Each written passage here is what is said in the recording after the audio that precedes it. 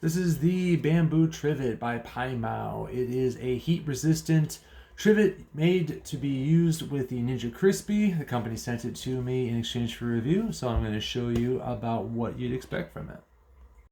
As you can see, it comes in a pretty generous thickness of 0.4 inches and just a little under 11 inches in width and length.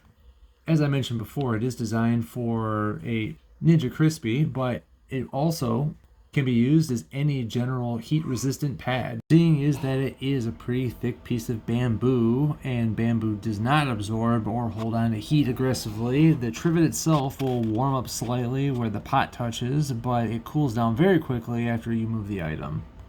And as you can see in my demonstration, there isn't a lot of residual heat afterwards when you check the other side. And it's very cool to the touch.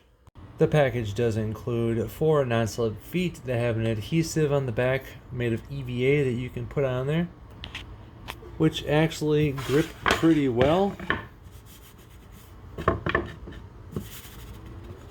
And has a little hole on top in case you want to hang it for later. I think it serves perfectly fine as a heat-resistant pad, whether or not you use it for your Ninja Crispi or if you just want it to for any of your air fryers, it'll work perfectly fine.